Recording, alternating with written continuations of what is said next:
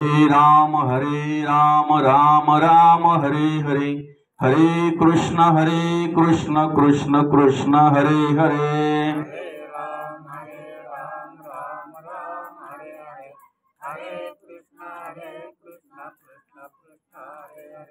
हरे राम राम राम हरे हरे, हरे कृष्ण कृष्ण कृष्ण हरे हरे।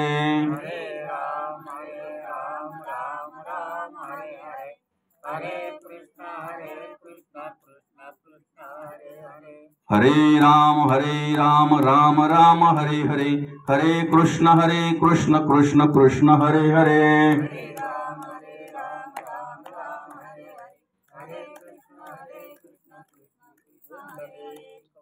पुंडलिक वरदा हरि विठ्ठल श्री ज्ञानदेव तुकाराम, पंढरीनाथ भगवान की जय, माऊली ज्ञानेश्वर महाराज की जय, जगद्गुरु संत तुकाराम महाराज की जय।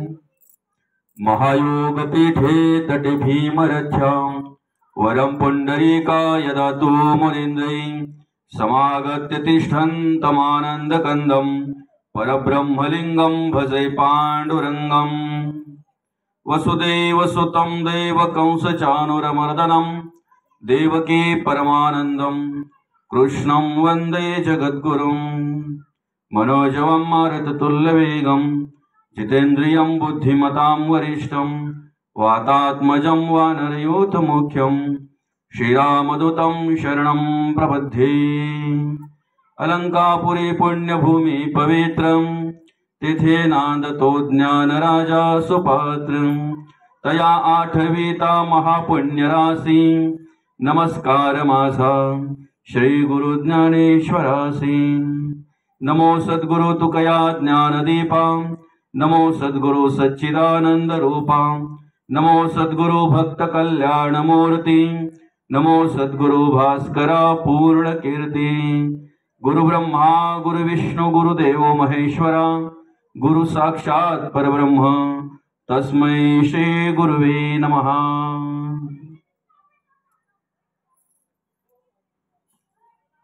नाम घेता न लगे मोल, नाम मंत्र नाही खोल, दोची अक्षरांचे काम, उच्चारावे राम राम।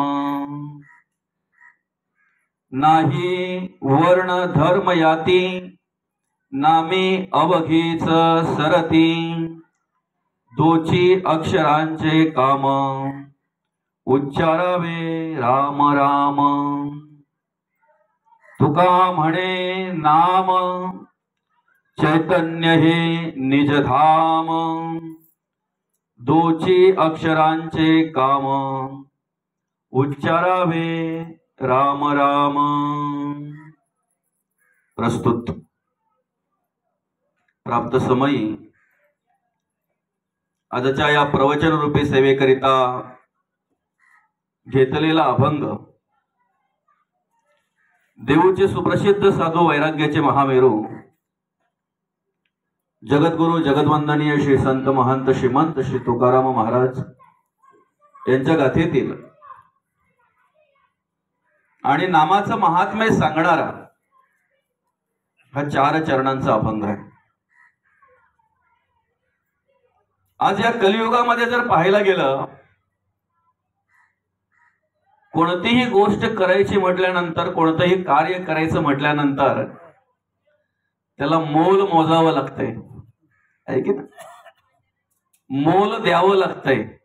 मोलाशिवाय कोणतंही कार्य आज या कलियुगामध्ये आपल्याला पाहायला मिळत नाही, ऐकायला मिळत नाही, आहे की ना?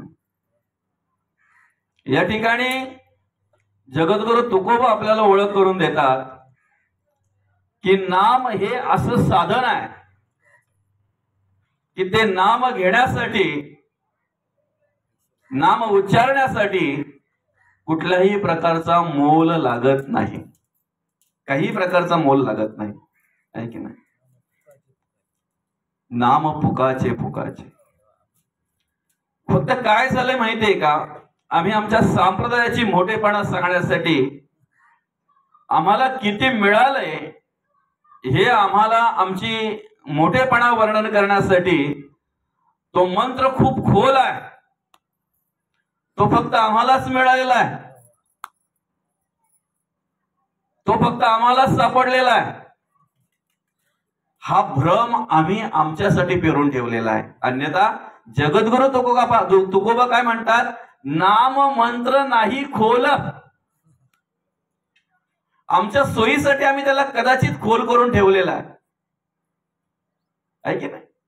आणि जगद्गुरु तुकोबा म्हणतात, जास्त काही पापट पसारा करायची गरज नाही तुम्हाला, अधिक काही देहाला वेदना द्यायची गरज नाहीये तुम्हाला. इतर साधनं, इतर जे काही मार्ग आहेत ते मार्ग अति दुर्गमन जर असतील, त्याच्याने जर कष्ट होत असतील, तर ते सुद्धा तुम्हाला स्वीकारायची, त्या मार्गाने सुद्धा जायची गरज नाहीये. फक्त 2 अक्षरांचे काम, 2 अक्षरांचे काम उच्चारावे राम राम.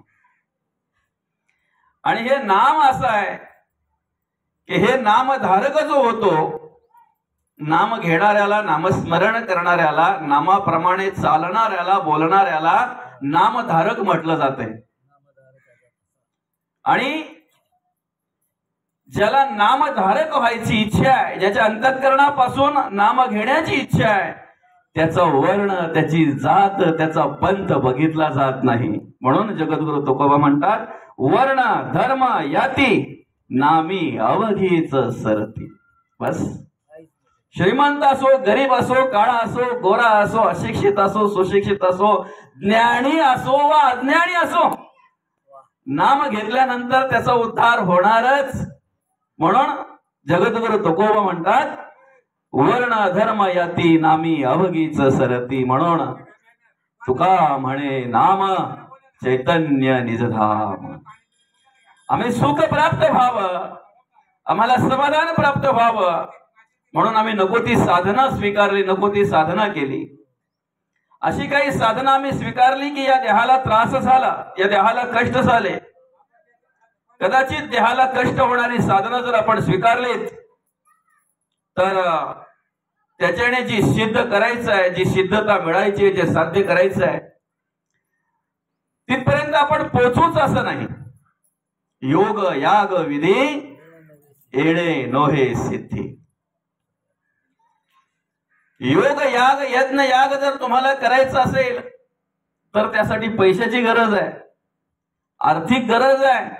त्यासाठी सगळी साधन सामुग्री तुम्हाला आणावी लागणार आहे, उभी करावी लागणार आहे. त्यासाठी काही लोकांना तुम्हाला आमंत्रित करावं लागणार आहे. एखादी पूजा अर्चा करायची म्हटल्यानंतर त्यासाठी सुद्धा तुम्हाला काही गोष्टींची आराधना करावी लागणार आहे, काही भांडवल उभं करावं लागणार आहे. त्यासाठी सुद्धा काही तुम्हाला द्रव्य वेचावं लागणार आहे. आपण प्रत्येक गोष्ट जर पाहायला गेलं, अनेक प्रकारच्या भक्त्या, अनेक प्रकारची साधनं आणि अनेक प्रकारे जरी असा विचार केला, तरी या कलियुगामध्ये असं काही अवडंबर माजवलेलं आहे, असं काही अवडंबर उभं केलेलं आहे की ते तुम्ही करायचं म्हटलं तर पहिली तुमचा विचार तुमच्या अंतःकरणामध्ये ते माझी आर्थिक परिस्थिती नाहीये, माझी तशी परिस्थिती नाहीये, ऐक. पण नामस्मरण जर करायचं असेल ना, तर नामस्मरण हे तुमच्या परिस्थितीवर अवलंबून नाहीये, हे तुमच्या मनस्थितीवर अवलंबून आहे. नामस्मरण करण्यासाठी तुमची परिस्थितीची गरज नाही. तुमच्या खिशात पैसे आहेत की नाही, तुम्ही श्रीमंत आहात की गरीब आहात, बरोबर आहे की नाही बाबा. नामस्मरण करायचं असेल तर परिस्थितीची गरज नाहीये, मनस्थिती पाहिजे. आणि मनस्थिती जर ठिकाणी असेल तर तुम्ही जसे असाल तसे असाल, नामस्मरणाशिवाय राहू शकत नाही. हो, आणि नामस्मरण हे तरण्याचा उपाय आहे. संसार करायचं म्हटल्यानंतर आम्हाला वित्ताची गरज आहे. परमार्थ करायचं म्हटल्यानंतर इथे चित्त लागतंय. भगवंत काय म्हणतात गीतेमध्ये, भगवंतांनी वर्णन केलेलं आहे, संतुष्ट सततम योगी यतात्मा दृढ निश्चय मयो अर्पित मनोबुद्धीर्यो मद्भक्त समप्रिय. जे भक्त मला मन आणि बुद्धी आणि चित्त अर्पण करतात ते भक्त मला आवडतात, ते भक्त मला प्रिय आहेत. आणि म्हणून तुम्हाला संसार करायचा असेल तर वित्ताची गरज आहे, परमार्थ करत असेल, भक्ती करायची असेल तर वित्त त्याची आवश्यकता नाही, चित्ताची गरज आहे. नामस्मरण करायचं असेल परिस्थिती नाही, मनस्थिती पाहिजे. संसार करायचा असेल तुम्हाला तर त्या ठिकाणी अनेक लोक पाहिजेत. बायको आली, पोरं आली, घरदार आलं, शेतीवाडी आली, उद्योगधंदा आला, नोकरी व्यवसाय आला, त्याच्यामध्ये मित्रमंडळी आली, त्याच्यामध्ये सगळे सोयरे अपतेष्ट मित्र परिवार आले, सगळेच आले. जेवढा लोकांत असेल तेवढा तुमचा संसार असा मोठा दिसतो बघा. आपण बोलतो पण बापरे त्याचे सोयरे खूप मोठमोठे सोयरे त्याचे, आणि किती गोत आलं होतं ते त्यांच्या कार्यक्रमाला. बरं का, तुमचा द्वैतातला कार्यक्रम जर असेल तर, किंवा तुमच्या संसारातला कार्यक्रम जर असेल तर जेवढा अवडंबर असेल ना तेवढं तुम्हाला लोक काय म्हणतील, मोठा माणूस आहे. बरं का, म्हणजे लोकांत. परमार्थ करायचा असेल तर एकांत. म्हणून जगद्गुरु तुकोबा घर सोडून भंडाऱ्याच्या डोंगरात जायचे, भामचंद्रामध्ये जायचे. बरोबर आहे की नाही? कारण त्यांना काय पाहिजे होता, एकांत. आपल्याला तसं काही सोडून जायची गरज नाहीये. एकांत त्याला म्हणतात सगळ्याचं विस्मरण होऊन, सगळ्याचं विस्मरण होऊन देवाच्या स्मरणात असताना फक्त देवच ज्याला आठवतोय त्याला एकांत म्हणतात. एकच, बाकी सगळ्याचा अंत आहे की नाही?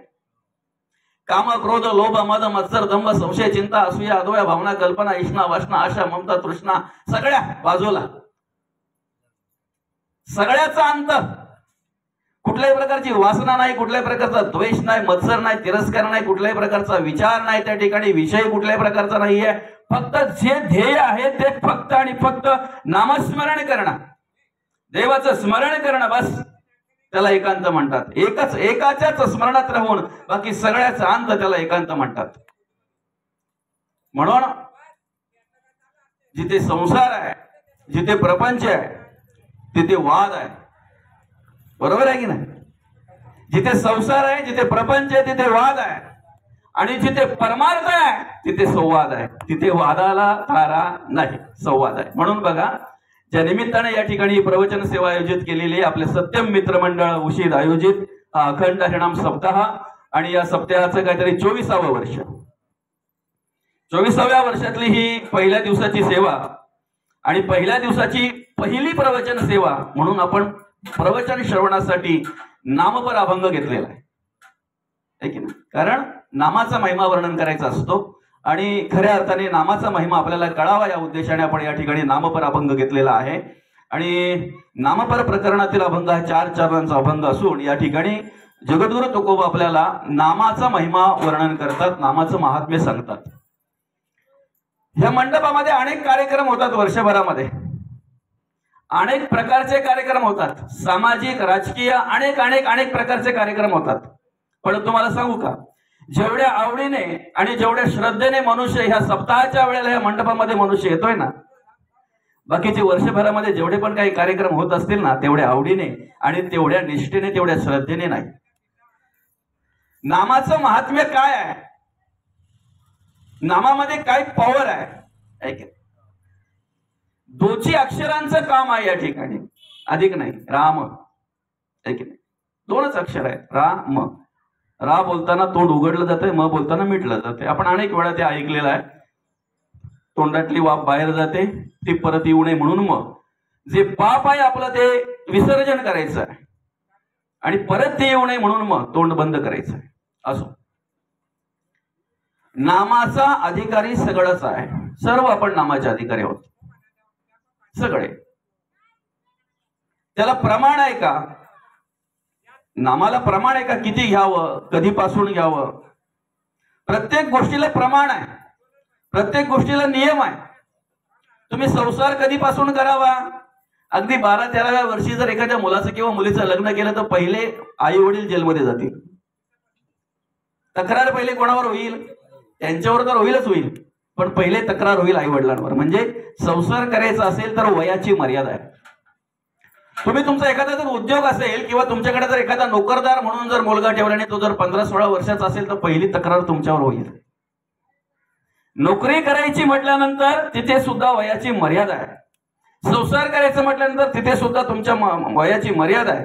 पूर्वी असं होतं, आता ह्या बाकीच्या ज्या निघाल्यात शाळा, आपल्या टायमाची गोष्ट, आता आमच्या टायमाला पण कदाचित असतील इंग्लिश मीडियम, पण ते आमच्यापर्यंत नव्हत्या. बरोबर आहे की नाही? पण त्यावेळेला जर तुम्ही 3-4 वर्षाचा मुलगा जर शाळेत नेला तर त्याला काय सांगायचं, जरा याला घरी द्या, अंगणवाडीमध्ये ठेवा, बरोबर आहे की नाही? 6 वर्षाचा झाल्याशिवाय आम्ही इथे प्रवेश देणार नाही. म्हणजे शिक्षणही घ्यायचं म्हटल्यानंतर त्याला मर्यादा आहे. तुम्ही संसार किती वर्षापर्यंत करू शकता याला मर्यादा आहे, पण ती मर्यादा आम्हाला कळली नाही म्हणून केस पिकले, बरं का? हातपाय शीन झाले, हातपाय चळचळा कापायला लागले, तरी सुद्धा अजून पावडानं पिकवून आमचं सुटत नाही. असो, केलं पाहिजे. ज्या दिवशी दशरथ राजाचा एक केस फक्त पिकलेला दिसला, दशरथ राजाला कानावरचा एक केस फक्त पिकलेला दिसला, त्या दिवशी दशरथ राजाने ठरवलं उद्या आपण श्रीराम प्रभूंचा काय करायचा, राज्याभिषेक करायचा. त्याच दिवशी ठरवलं, बरोबर आहे की नाही? आपण सोडू नये, आपल्या शरीरामध्ये जोपर्यंत ताकद आहे तोपर्यंत आपण ते सगळं करायचंच आहे. पण मग जर आपण वृद्ध होईपर्यंत संसार करतोय, वृद्ध होईपर्यंत जर प्रपंच करतोय, वृद्ध होईपर्यंत जर काबाड कष्ट करतोय, तर मग कधीतरी आपल्या मनाला विचारा ना, मी परमार्थ कधीपासून करावा, मी परमार्थ कधीपासून करावा, मी भक्ती कधीपासून करावा. आपल्या मनाला स्वतःला विचारावा, मी कधीपासून करावं. आपला विषय काय, तुम्हाला जर संसार करायचा असेल तर काही वर्षापासून काही वर्षापर्यंत याला मर्यादा आहे. तुम्हाला नोकरी करायची असेल तर 18 वर्षाच्या नंतर, 60 वर्षानंतर तुम्ही किती जरी त्यांना सांगितलं की आम्हाला मी अजून धडधाकट आहे, मी अजून तरुण आहे, माझ्यामध्ये शक्ती आहे, रिटायर, सेवानिवृत्त व्हावं लागेलच. वयाची मर्यादा आहे, बरोबर आहे? शाळेत जायचं असेल 6 वर्षाच्या नंतर तुम्हाला प्रवेश मिळणार आहे. आता एखाद्या 60 वर्षाच्या आजोबांनी जरी ठरवलं की आता मला उपरती झाली शिकण्याची, त्यांना जरी उपरती झाली असेल, कदाचित त्यांना विद्यार्थी मिळावे म्हणून, कदाचित एखादा विद्यार्थी वाढेल म्हणून शाळेमध्ये ऍडमिशन पण, प्रवेश पण मिळेल, पण पोरांनी बसून दिलं पाहिजे ना, ही पण गोष्ट आहे की नाही? म्हणजे ह्या सगळ्या गोष्टी करण्यासाठी तुम्हाला वयाची मर्यादा आहे. आता एक आपण विचार करू, मग मी नामस्मरण कितव्या वर्षापासून करावं? नामस्मरण आपण किती वर्षापासून करावं? परमार्थ आणि भक्ती आपण कितव्या वर्षापासून करावी, कधीपासून करावी? वयाची मर्यादा काही? मौली काय म्हणतात माहितीये का, देवाची या द्वारी उभा क्षण भरी, तेणे मुक्ती 4ही साधी गेल्या. अखंड आणि अखंड आपण देवाचं जर नामस्मरण केलं, 4ही मुक्ती आपल्याला साध्य करता येतील. सलोकता, समीपता, स्वरूपता आणि सायुज्यता, 4ही मुक्ती साध्य करता येतील. या 4ही मुक्ती साध्य करण्यासाठी आपल्याला काय करावं लागणार आहे? हरिमुखे म्हणा, हरिमुखे म्हणा, पुण्याची गणना कोण करे. अखंड आपल्याला देवाचं नामस्मरण करावं लागणार आहे. आणि देवाच्या नामस्मरणामध्ये एवढी पॉवर आहे, एवढं सामर्थ्य आहे, 4ही मुक्ती प्राप्त करून देण्याचं सामर्थ्य देवाच्या नामस्मरणामध्ये आहे. सलोकता, समीपता, स्वरूपता आणि सायुज्यता, या 4ही मुक्ती प्राप्त करून देण्याचं सामर्थ्य कशामध्ये आहे? या नामस्मरणामध्ये. नामस्मरणामध्ये कितव्या वर्षापासून करावं नाही?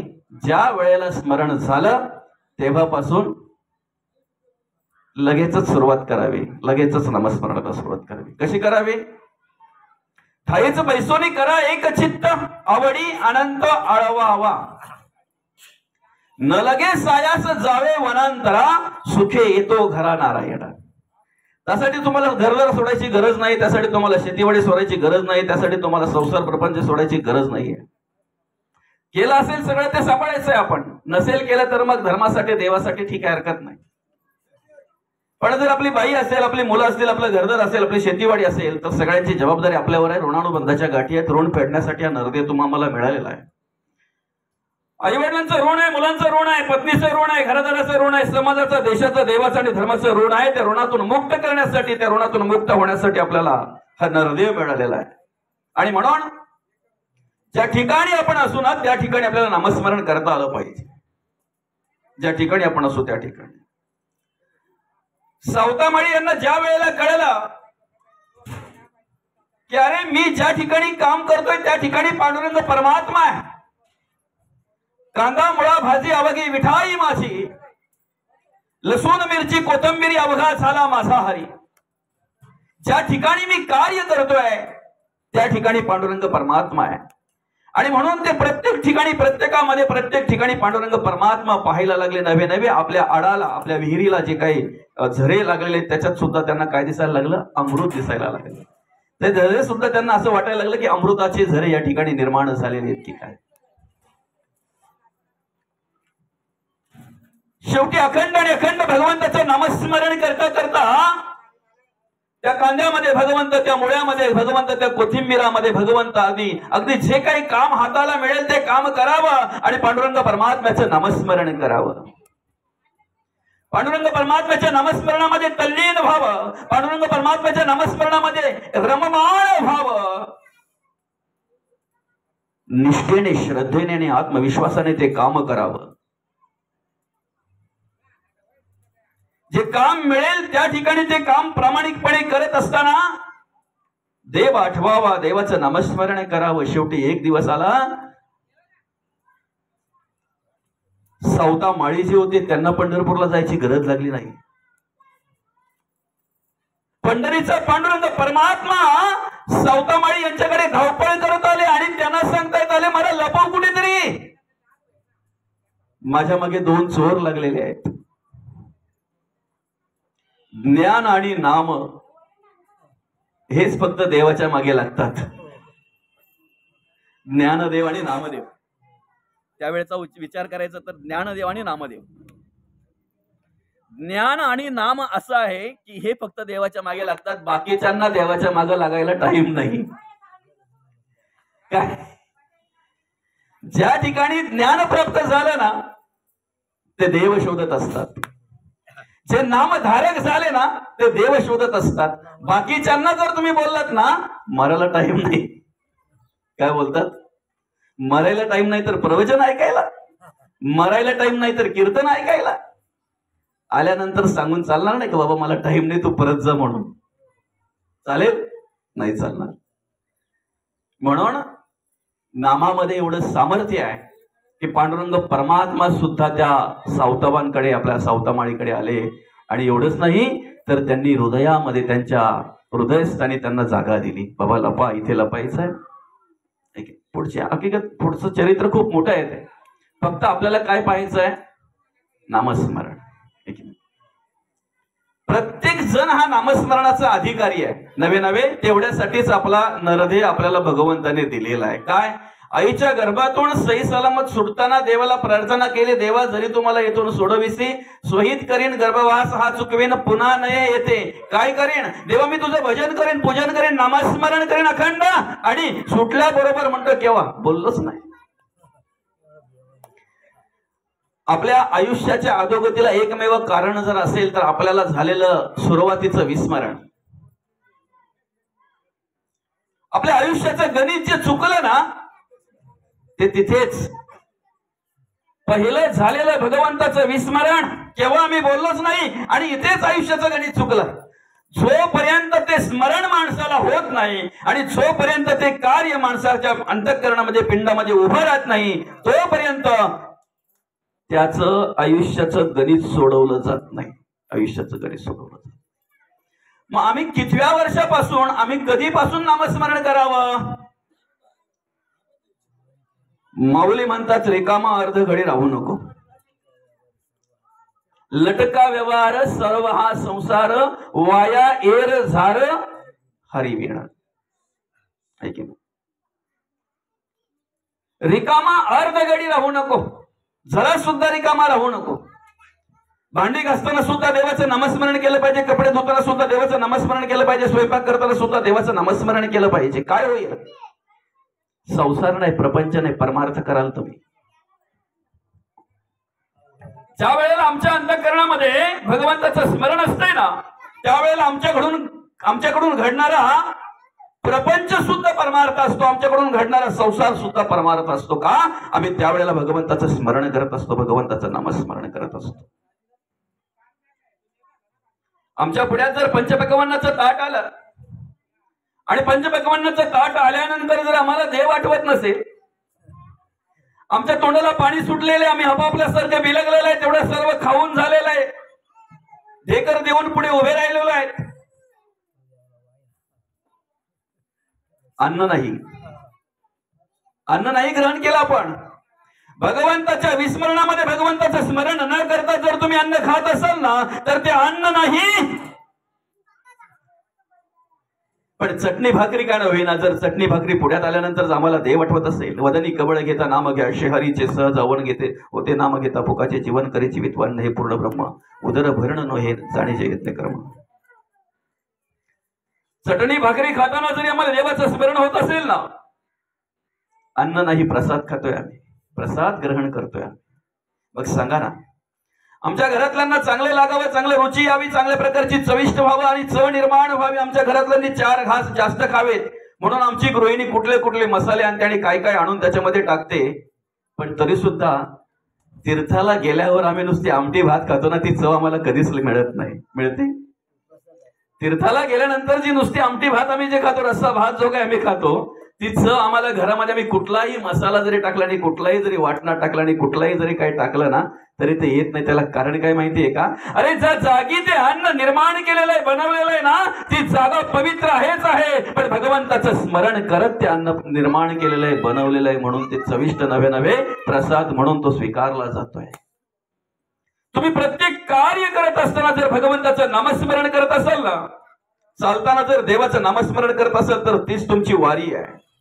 अन्न ग्रहण करताना जर तुम्ही देवाचं नामस्मरण करत असाल तर तेच तुमचं प्रसाद आहे, तो प्रसाद म्हणून तुम्ही ग्रहण करताय. आणि खऱ्या अर्थाने प्रत्येक कार्य करताना जर देवाचं नामस्मरण आमच्याकडून घडत असेल ना तर तो संसार नाही, प्रपंच नाही, परमार्थ आम्ही करतोय, परमार्थ करतोय. म्हणून शेवटच्या वेळेला भगवंताचं स्मरण व्हावं हे आम्हाला माहिती आहे. 2 अक्षरांचं काम आहे, 2च अक्षरांचं काम आहे आणि ते भगवंताचं स्मरण आम्हाला शेवटच्या वेळेला व्हावं हे आम्हाला माहिती आहे, आम्हाला कळतंय. पण तरी सुद्धा आम्ही शांत राहिलोय. काय? आम्ही शेवटची वेळ यायची वाट पाहतोय, कारण आम्हाला माहितीच नाही शेवटची वेळ आमची कधी आहे. सांगू शकतोय कोणी?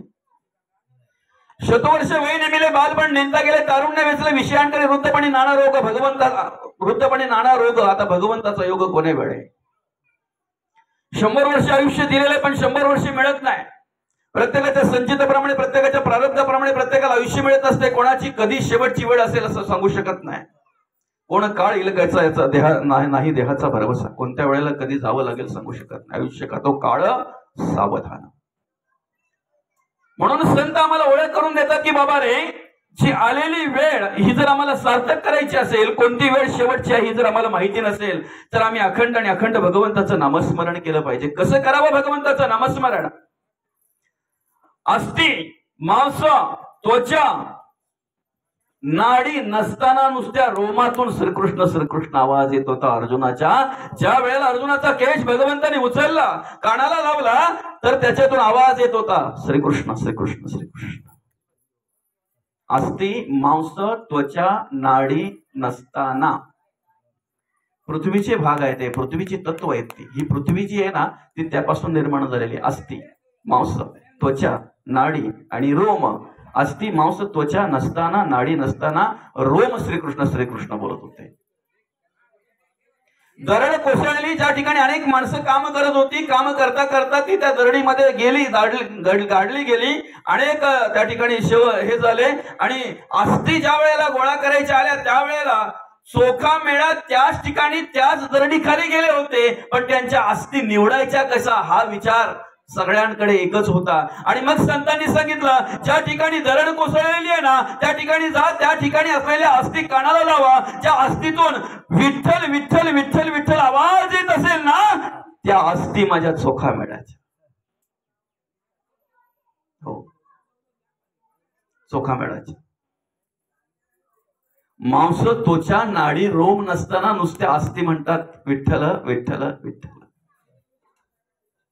प्रत्येकाला अधिकार आहे नामस्मरण करण्याचा, पण ते नामस्मरण कसं आहे त्याची ओळख पहिल्या चरणामध्ये जगद्गुरु तुकोबा करून देतात. नाम घेता न लगे मोल. आम्हाला कुठलीही गोष्ट करायची म्हटल्यानंतर पैसे मोजावे लागतात. नामस्मरण करायला किती मोजावे लागतात बरं? आम्हाला भांडी घासताना जर साबण वापरायचं असेल तर त्यासाठी पैसे मोजावे लागणार आहेत. ती घासणी वापरायची असेल तर त्यासाठी पैसे मोजावे लागणार आहेत. पण भांडी घासताना जर आम्हाला नामस्मरण करायचं असेल तर काय मोजावं लागणार? किती पैसे मोजावे लागणार बरं? नाम घेता न लगे मोल, नाम मंत्र नाही खोल. फक्त खोल कसं केलं माहितीये का मौले? आज आपलाच एक धर्म असा आहे, हिंदू धर्म, की आमच्या काही चुक्या सांगण्यासाठी किंवा आमच्याकडे घडणाऱ्या काही वेगळ्या प्रकारच्या गोष्टी दाखवण्यासाठी आम्हाला नाईलाजाने इतर धर्माला पुढे करावं लागतंय. की बघा त्यांचं कसं आहे, बघा ते कसे करतात, बघा त्यांची मुलं, त्यांच्यावर घडणारे संस्कार, बघा त्यांची प्रार्थना स्थळ, बघा त्यांची प्रार्थना, हे आम्हाला सांगावं लागतंय नाईलाजाने. कारण का, आमच्याकडे ज्या वेळेला वेगळ्या प्रकारच्या काही गोष्टी पाहायला मिळतात ना, त्यावेळेला नाईलाजाने मग आम्हाला त्यांची स्तुती करावी लागते, नाईलाजाने स्तुती करावी लागते. जगद्गुरु तुकोबा कार्याला आले, त्याच वेळेला समकालीन असे अनेक संत कार्य करत होते. जगद्गुरु तुकोबांच्या वेळी सुद्धा माऊली ज्ञानोबा ज्या वेळेला कार्याला आले, त्यावेळेला सुद्धा समकालीन अनेक संत कार्याला होते, अनेक संत कार्याला आले. निवृत्ती ज्ञानदेव सोपान, मुक्ताबाई, नामदेव महाराज, कान्होपात्रा, गोरोबा काका, अनेक संत त्यावेळेला कार्याला आले. सावतामाळी. पण कधीच कुठल्या संतांनी दुसऱ्या संताचा द्वेष केला नाही, कधीच नाही. अरे जगद्गुरु तुकोबांच्या 4-4.5 अभंगांचा अभ्यास जर कराल ना, तर एकही अभंगामध्ये संतांवर द्वेष किंवा मत्सर केलेला नाहीये, संतांवर धर्म कार्यावर टीका केलेली नाहीये, नाहीच. मौली ज्ञानोबांची ज्ञानेश्वरी 18 अध्यायी ज्ञानेश्वरीचा जर आम्ही अभ्यास केला, चांगदेव 65 अमृतानुभव आणि आमचं मॅन्युअल गाईड, आमची संपूर्ण देहाची माहिती पुस्तिका जर असेल, हरिपाठाच्या एक अभंगाचा अभ्यास करावा आणि आम्ही त्याप्रमाणे चालावं. आयुष्याचा उद्धार झाल्याशिवाय राहणार नाही. फक्त एक अभंगाचा अभ्यास करावा आणि त्याप्रमाणे चालण्याचा प्रयत्न करावा, त्याप्रमाणे राहण्याचा प्रयत्न करावा. उद्धार झाल्याशिवाय राहणार नाही आमच्या जीवनाचा, आमच्या आयुष्याचा. सगळ्याचा जरी आम्ही अभ्यास केला तरी कोणत्याही संतांनी कोणत्याही संतांवर द्वेष केला नाही, मत्सर केला नाही, टीका केलेली नाही आहे. जगद्गुरु तुकोबा चैतन्य संप्रदायाचे, माऊली ज्ञानोबा नाथ संप्रदायाचे, आदिनाथ गुरु सकळ सिद्धांचा मच्छिंद्र दयाचा मुख्य शिष्य मच्छिंद्राने बोध गोरक्षाशी केलं. गोरक्ष एवढ्याला गहिनी प्रसादे निवृत्ती दातार ज्ञानदेवा सार सुचवेली. नाथ परंपरा, नाथ महाराज शांतीब्रह्म नाथ महाराज दत्त संप्रदायाचे. पण ही अनेक संप्रदायाची मंडळी ज्या वेळेला एकत्र येऊन एकमेकाच्या पाया पडतात की नाही आणि सर्वांमध्ये एक पाहतात ना, त्याला वारकरी म्हटलं जाते, त्याला वैष्णव म्हटलं जातं. आणि वैष्णवाचा धर्म आहे विष्णुमय जग, वैष्णवांचा धर्म भेदा भेद भ्रम मंगळ. वैष्णवाचा धर्म काय आहे? विष्णुमय जग, सर्वत्र देव आहे, याची प्रचिती ज्याला आली त्याला वैष्णव म्हटलं जाते, त्याला वारकरी म्हटलं जाते. सर्वत्र देव आहे. मग तुम्ही द्वेष करताय कोणाचा? तुम्ही द्वेष करताय कोणाचा? अरे समोरच्या माणसाला उपदेश करा, जर तुमची पात्रता असेल, जर तुमचे तेवढं असेल तुमच्याकडे ज्ञान, तर समोरच्या माणसाला उपदेश करा, सांगा धर्माचं कार्य, देवाचं कार्य आणि देशाचं कार्य त्याच्याकडून कसं घडेल त्यासाठी मार्गदर्शन करा. ज्यांच्या घरात ज्ञानेश्वरी आहे, त्यांच्या घरात गाथा आहे, ज्यांच्या घरात गीता आहे, ज्यांच्या घरामध्ये भागवत आहे, त्यांच्याशी वाद घालण्यापेक्षा मी तर म्हणेन ज्यांच्या घरात ते ग्रंथ नाहीत ना, धर्म ग्रंथ ज्यांच्या घरात नाहीत त्यांना जाऊन मार्गदर्शन करा. त्यांच्या घरात कशा प्रकारे ते ग्रंथ जातील आणि रोज त्या ग्रंथाचं वाचन होईल यासाठी कार्य करा, यासाठी तुम्ही ते प्रबोधन करा. त्याच्या कपाळाला कोणता टिळा आहे, याच्या कपाळाला कोणता टिळा आहे, टिळ्यावरून भांडण करण्यापेक्षा, टिळ्यावाल्याचा वाद करण्यापेक्षा ज्याच्या कपाळाला टिळा नाही ना, तो धर्माच्या संस्कृतीप्रमाणे कधी टिळा लावेल आणि कशा प्रकारे लावेल यासाठी प्रयत्न करा, यासाठी मार्गदर्शन करा. उद्धार झाल्याशिवाय राहणार नाही. आम्ही विभागलो गेलो, पंथामध्ये आम्ही विभागलो गेलो, ग्रंथामध्ये आम्ही विभागलो गेलो, संतांमध्ये. त्याचा परिणाम काय झाला?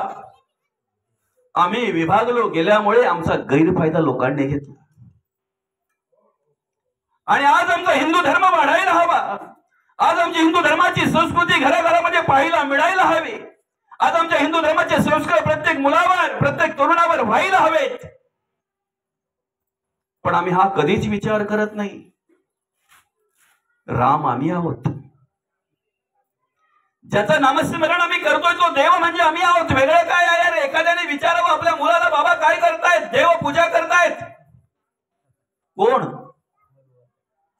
उत्तर काय आहे? देव पूजा करतायत. कोणाची?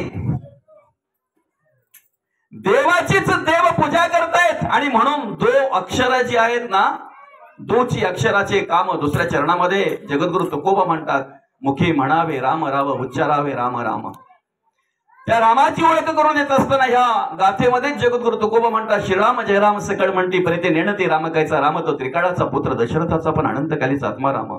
श्रीरामाशी राम ठाऊक असता का शरण जाई वशिष्ठासी. म्हणून तुका म्हणे राम तुझा तुझी शोधुनी पायी ओळखून घे स्वानुभवी आणि सद्गुरु कृपे.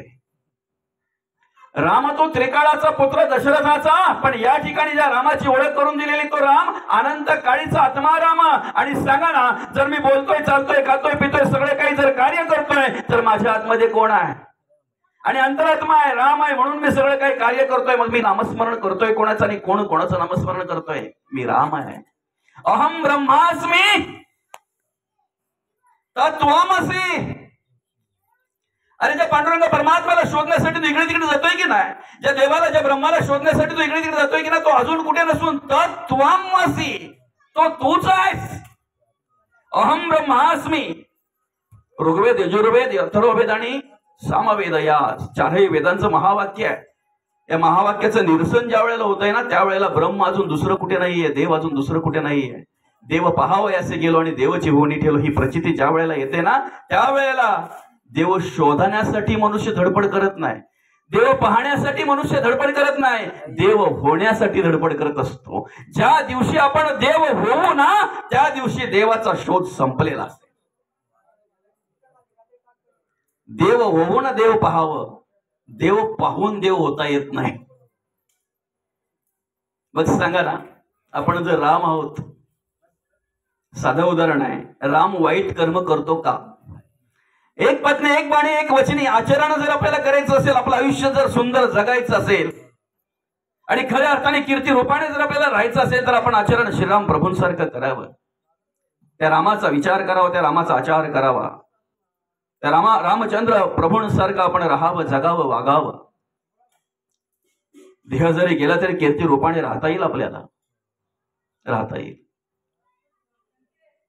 दोची अक्षरांचे काम उच्चारावे राम राम. मग राम कधी कोणाचा द्वेष करतोय? राम कधी कोणाचा मत्सर करतोय? राम कधी व्यसन करतोय? आणि व्यसन करतोय तो राम. किती वर्ष या मंडपामध्ये आम्ही अजून सप्ते घातले म्हणजे आमच्यात परिवर्तन होईल? प्रवचन हे कशासाठी आहे? मनोरंजनासाठी. आता चला बाबा, आपल्याला काय कीर्तनापर्यंत काही इथं काही टाइमपासच नाही म्हणून ठेवलंय का? रात्रीचे कीर्तन आहे तोपर्यंत काही टाइमपासच नाही, आपल्याला इथं काहीतरी व्हायला पाहिजे म्हणून प्रवचन ठेवतो का आपण? प्रवचन हे मनोरंजनासाठी नाहीये, कीर्तन हे मनोरंजनासाठी नाहीये. प्रवचन, कीर्तन हे परिवर्तनासाठी असतंय. आणि मग किती वर्ष आम्ही प्रवचन श्रवण करू म्हणजे आमच्यामध्ये बदल होईल? किती वर्ष आम्ही कीर्तन श्रवण करू म्हणजे आमच्यामध्ये बदल होईल, परिवर्तन होईल? परिवर्तनासाठी अधिक श्रवणाची गरज नसते. ज्या वेळेला घडलेल्या कर्माचा पश्चाताप होतो ना माणसाला, आणि घडणाऱ्या कर्माची अनुताप होतोय ना, उपरती, घडणाऱ्या कर्माची उपरती ज्या वेळेला होते ना, त्याच वेळेला पश्चाताप होतो. फक्त एवढंच सांगितलं, दादा हे तू सगळं काही करतोय, हे कोणासाठी करतोय? मुलाबालांसाठी करतोय. जाऊन विचार त्यांना, हे वाटेकरी आहेत का? किती वेळ लागला त्याला? परिवर्तनासाठी वेळ काय लागला? काय अगदी अनेक असं काय 10-12 महिने किंवा 2-4 वर्षे काय त्याला काय प्रवचन मांडावं लागलं का? त्याला मार्गदर्शन करावं लागलं का? ज्याला सुधारायचं आहे ना, ज्याला अंतःकरणपूर्वक परिवर्तन घडवायचं आहे ना, त्याला फक्त केलेल्या कर्माचा पश्चाताप करावा बस. देवा सांगू सुख दुःख, देव निवारीला भूक. पश्चाताप ज्या वेळेला होईल ना, त्यावेळेला घडणाऱ्या कर्माची उपरती झाली पाहिजे. काय उपरती झाली पाहिजे? रोज मला जर वाचता येत असेल तर रोज एक पान तरी ज्ञानेश्वरीचं वाचणार, तेव्हा चहा घेणार. अरे हिंदू होता, पण नको ती पाश्चात्य, नको ती संस्कृती आपण जवळ केलेली आहे. आणि नको त्या संस्कृतीचा आपण या ठिकाणी काय करतोय, बोलबाला करतोय, नको ते संस्कार आपल्या मुलांवर करतोय आपण. कधीतरी वेगळ्या प्रकारची कर्म आणि वेगळ्या प्रकारचं कार्य आम्ही बघितलं ना की आम्हाला महाराजांची आठवण होते. कुठेतरी अत्याचार होताना बघितलं, हिंसाचार होताना बघितलं, भ्रष्टाचार होताना बघितलं की आम्हाला वाटतंय महाराज तुम्ही पुन्हा जन्माला या. अरे हिंदवी स्वराज्य संस्थापक राजे शिवछत्रपतींचं कार्य जर पाहायचं असेल ना तर त्यासाठी प्रत्येक घरामध्ये जिजाऊ जन्माला आल्या पाहिजेत. आणि ज्या वेळेला प्रत्येक घरामध्ये जिजाऊ निर्माण होतील ना त्यावेळेला घरातील मुलांकडे आम्हाला छत्रपती शिवाजी महाराजांचे विचार, कर्म आणि कार्य पाहायला मिळाल्याशिवाय राहणार नाही. ती सुरुवात आमच्यापासून झाली पाहिजे. ती सुरुवात आमच्यापासून झाली पाहिजे. ज्या दिवशी ती सुरुवात आमच्यापासून होईल ना त्या दिवशी निश्चित आमच्याकडे परिवर्तन पाहायला मिळेल. ते परिवर्तन जर आम्हाला पाहायचं असेल, अनुभवायचं असेल तर त्यासाठी आधी आमच्यामध्ये बदल झाला पाहिजे. त्यासाठी आम्ही काय केलं पाहिजे, आम्ही स्वतः आमच्यामध्ये परिवर्तन घडलं पाहिजे. आमच्यामध्ये परिवर्तन घडलं पाहिजे. हिंदवी स्वराज्य संस्थापक राजे शिवछत्रपतींनी कार्य केलं आणि ते कार्य जर आम्ही अभ्यासलं, त्या कार्याचा विचार जर आम्ही केला तर निश्चित आज धर्म कार्य करण्याची, देवाचं आणि देशाचं कार्य करण्याची स्फूर्ती प्रत्येक तरुणाच्या अंगामध्ये, प्रत्येक तरुणाच्या मनामध्ये निर्माण होत असते. आम्ही का मागे आहोत? धर्मसंस्कारामध्ये आम्ही मागे का आहोत? धर्माचे संस्कार आणि धर्माची संस्कृतीचा विसर आम्हाला का पडला? बाकीच्या गोष्टी आम्हाला विसरलो नाहीत. आम्ही खाण्याचा विचार करतोय, आम्ही राहण्याचा विचार करतोय, आम्ही नको त्या व्यसनाधीन आम्ही सहज होतोय. व्यसनाधीन होण्यासाठी माणसाला काय विशेष काय असं करावं लागत नाही. तुमचा मुलगा वाया जावा म्हणून तुम्हाला सत्यनारायण घालायची गरज नाहीये. तुमचा मुलगा व्यसनाधीन व्हावा म्हणून त्यासाठी तुम्हाला देवाला नमस्काराची गरज नाहीये. पण गेलेला मुलगा, वाया गेलेला मुलगा सरळ व्हावा म्हणून देवाला नमस्कारावा लागतो, सत्यनारायण घालावं लागतंय आपल्याला. वाईट कर्म आमच्याकडे जर सहज येतात तर मग चांगली कर्म आम्ही का करू शकत नाही? देवाचं नामस्मरण करणं, परमार्थ भक्ती करणं, अरे सोपं आहे ना, अतिशय सोपं आहे ना. ठाईच बैसोनी करा एक चित्त आवडी अनंत आळवावा, दोची अक्षरांचं काम मुखी म्हणावं उच्चारावे राम राम. मग यासाठी कुठल्याही जातीचा, धर्माचा, पंथाचा असू द्या ना, कोणत्याही पंथाचा असू द्या, आहे की नाही. फक्त काय होतंय माहितीये का, चार चौघे एकत्र आले ना महाराज तर मग त्यातला एखादा बोलतोय तुम्हाला काहीच भेटलं नाही, ज्या आहे ते सगळं आम्हालाच भेटलंय. आणि असं जर कोणी तुम्हाला बोलत असेल ना, सगळं आहे ते आम्हालाच भेटलंय, तुम्हाला काहीच भेटलं नाही, आपण समजा त्याला काहीच भेटलं नाही म्हणून तो समोरच्याचा द्वेष करतो. त्याला काहीच भेटलं नाही म्हणून तो समोरच्याचा तिरस्कार करतो, मत्सर करतो, समोरच्याला कमी लेखतो. अरे आपल्या गुरुचा आपल्याला स्वाभिमान असावा, गुरुने दिलेल्या बीजमंत्राचा आपल्याला स्वाभिमान असावा, पण एवढा स्वाभिमान नसावा की समोरच्याला तुच्छ लेखावा, समोरच्याला कमी लेखावा, समोरच्याचा द्वेष मत्सर करावा, एवढा स्वाभिमान. जगद्गुरु तुकोबांनी ज्ञानोबांचं स्तवन केलेलं आहे, नाथ महाराजांनी ज्ञानोबांचं स्तवन केलेलं आहे, माऊलींनी संतांचं स्तवन केलेलं आहे, माऊलींनी देवाचं स्तवन केलेलं आहे. जनाबाई, बहिणाबाई संतांचं स्तवन करतायत, कान्होपात्र संतांचं स्तवन करतायत. आमच्याकडून जर एखाद्या साधू पुरुषाचा द्वेष घडत असेल, मत्सर घडत असेल, तिरस्कार घडत असेल आणि जर आम्ही स्वतःला परमार्थिक म्हणत असू तर सांगा ना, हा आमचा भ्रम नाहीये का? भ्रम नाहीये आमचा? म्हणून खऱ्या अर्थाने धर्माचं कार्य घडण्यासाठी, धर्माचं कार्य घराघरापर्यंत पोहोचण्यासाठी आपण प्रयत्न केले पाहिजे. जे नाम आम्हाला मिळालेलं आहे, जो परमार्थ आणि जे संस्कार आम्हाला संतांच्या कृपेने मिळालेले आहेत, ते संस्कार आणि हे विचार प्रत्येक घराघरापर्यंत पोहोचवण्यासाठी आपण प्रयत्न केला पाहिजे. ज्या युगामध्ये आम्ही कार्य करतोय, ज्या ठिकाणी आम्ही कार्य करतोय, ह्या युगाचं नावच आहे कलियुग. आणि खऱ्या अर्थाने या ठिकाणी त्याने कार्य करत असताना त्याने सांगितलेलं आहे, ज्या ठिकाणी नामस्मरण असेल ना त्या ठिकाणी मी 4 हात लांब असेल. तुम्हाला कलियुगाची कर्म जर पाहायचे असतील ना, कलियुगाचे विचार जर पाहायचे असतील काय, तर गुरुचरित्र जर तुम्हाला कधी मिळाला तर गुरुचरित्रातला 2रा अध्याय वाचा. त्या 2ऱ्या अध्यायामध्ये प्रत्येक युगाने ह्या इकडे आल्यानंतर कशा प्रकारे वागणार आहे, वावरणार आहे, त्याची ओळख ब्रह्मदेवाला करून दिलेली आहे. मी तिथे गेल्यानंतर काय करणार, तसं कलियुगाने सांगितलेलं आहे. मी ह्या मृत्यू लोकामध्ये आल्यानंतर काय करणार आहे. खरं तर यायला तो घाबरत होता. मग घाबरत होता तर त्याला जोड काळ दिलेला आहे. त्याला कोण जोड दिलेला आहे? काळ. कळी आणि काळ. काळ जेव्हा जोर दिला तेव्हा तो यायला निघाला, आणि यायला निघाल्यानंतर मग त्याने सांगितलंय मी खाली गेल्यानंतर किंवा मी मृत्यू लोकांमध्ये गेल्यानंतर काय काम करणार आहे. परश्री रथ आहेत आणि परद्रव्य हरक आहेत, गरिबांना लुबाडणारे, पाकिटमार, सोळीला बाडी करणारे, समोरच्याचा द्वेष मत्सर तिरस्कार करणारे. कलियुग म्हणतो ते माझे भाऊ आहेत. कलियुग काय म्हणतो? ते माझे भाऊ आहेत. अधर्माने आणि अनितीने वागणारे माझे सख्खे भाऊ असणार आहेत, कलियुग म्हणतो. इथे काय कार्य चालू आहे? इथे धर्माचं कार्य चालू आहे. इथे धर्माचे संस्कार घडले जातात. इथे संतांचं चरित्र चालू आहे. इथे संतांचे विचार, त्यांचा प्रसार आणि प्रचार केला जातो.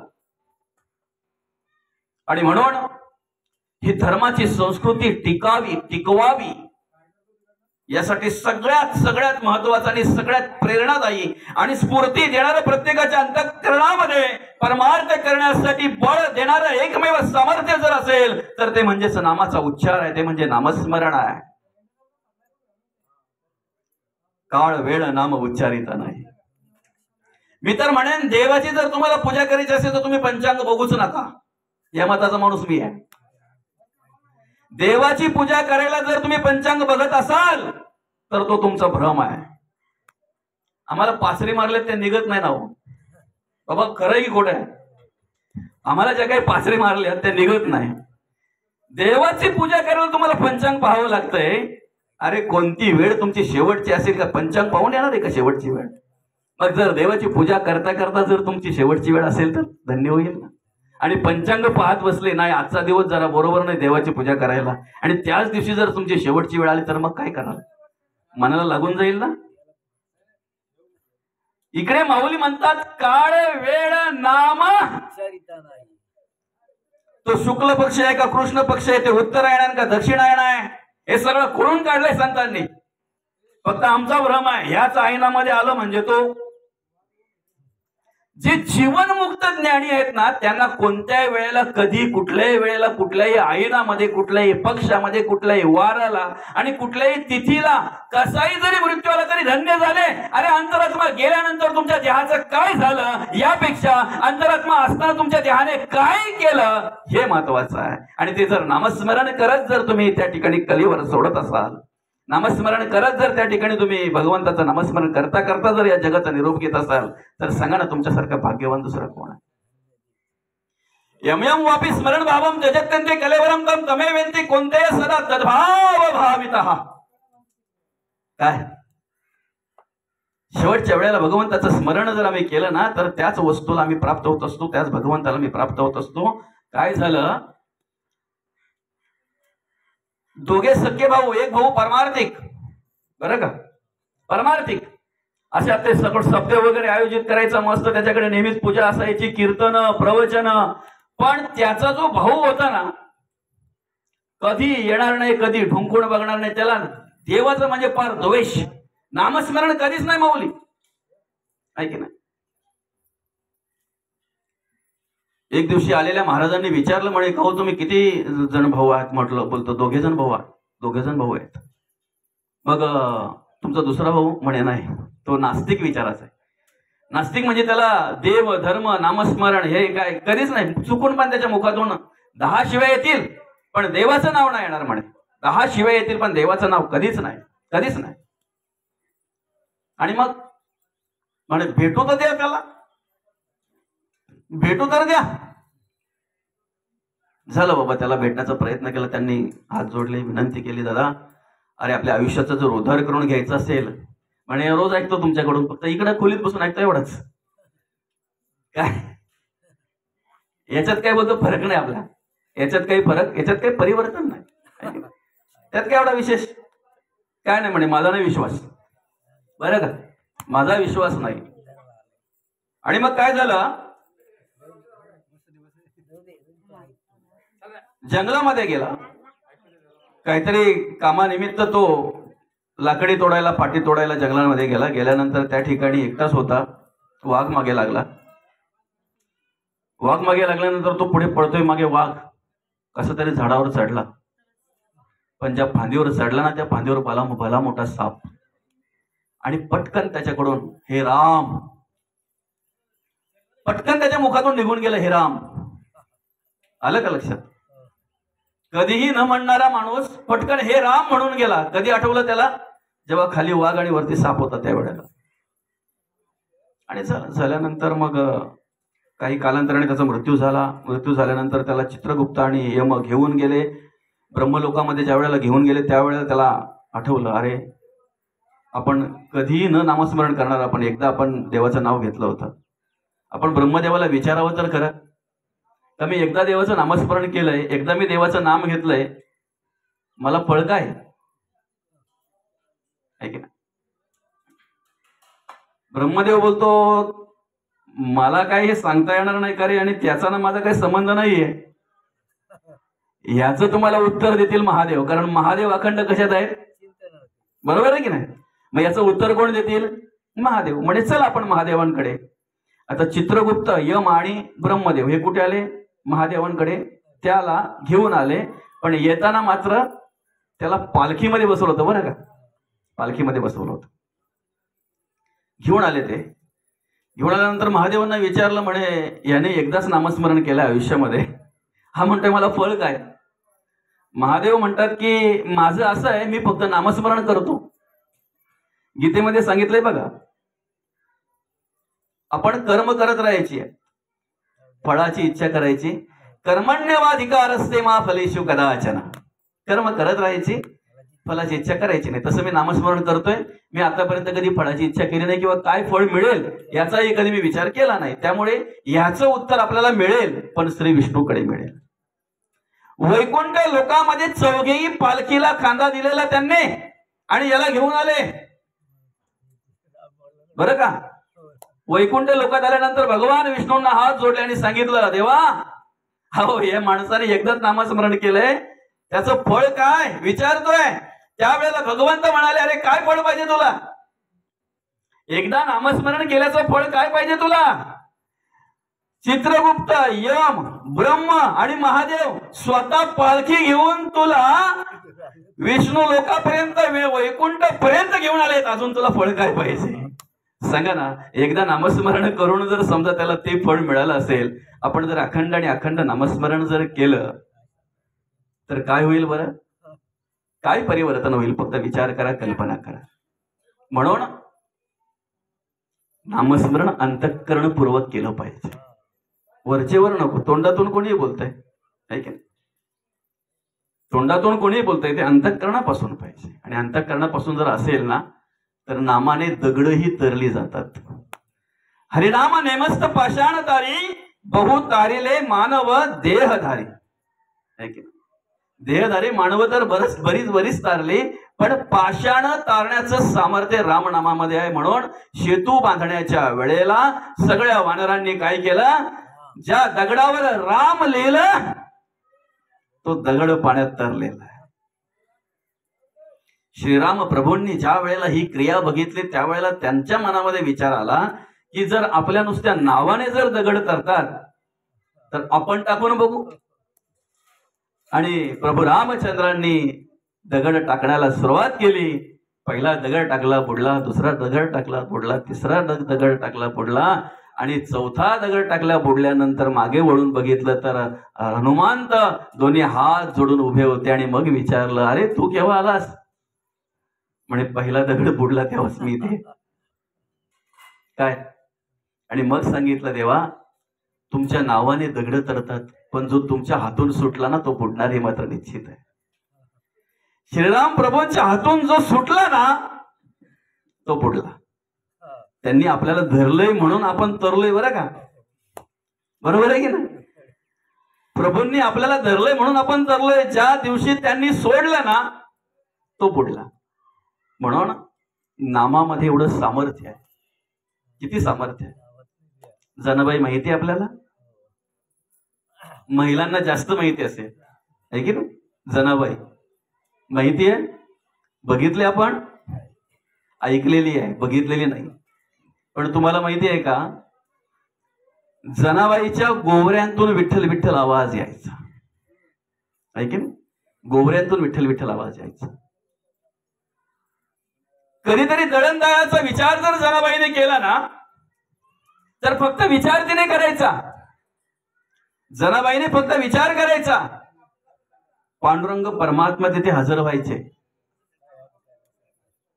खाली काय अंतरायचं ते पांडुरंग परमात्मा पाहायचे. त्याच्यावर खालची तळ ठेवून वरची तळ ठेवून खुंटा ठोकून जे काय असेल धान्य ते बाजूला घेऊन आणि मग जनाबाई बाजूला यायचे. काय अधिकार असेल सांगा ना. कधीतरी शेजाऱ्यांचा जातानाला सांगला त्यांना आपल्या ह्यांना आहे की असू द्या जे काय असेल ते, पण पांडुरंग परमात्मा बघा आहे की नाही. आणि झालं, दळण दळायला सुरुवात केली. जनाबाई एकीकडे ओव्या गायच्या आणि त्या ओव्या पण अशा असायच्या भावनापूर्व अगदी श्रद्धेने अंतःकरणपूर्वक गायल्या जायच्या.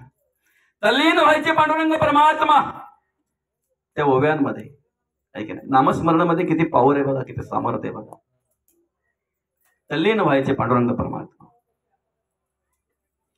12 वाजले, 1 वाजला, 2 वाजले, थंडीच्या दिवसामध्ये घाम फुटायला लागलं. पांडुरंग परमात्म्याने आपले दागिने बाजूला काढून ठेवले. जनाईची वळकळ घेतली आणि त्या वळकळीने घाम पुसला आणि ती वळकळ खांद्यावर ठेवली. जनाई ओव्या गाते, पांडुरंग परमात्मा दळतात.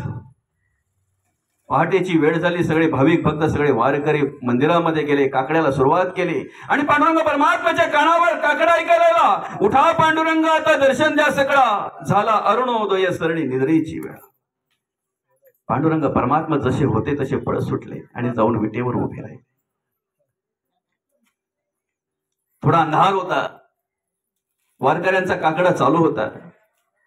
जसा थोडा थोडा प्रकाश येत गेला ना, तसं प्रत्येकाची नजर पांडुरंग परमात्म्याच्या मूर्तीवर गेली आणि जसं त्यांना कळलं पांडुरंग परमात्म्याचे दागिनेच नाहीयेत, मग मात्र सर्वत्र एकच हाहाकार झाला, सर्वत्र एकच चर्चा, पांडुरंग परमात्म्याचे दागिने चोरीला गेले.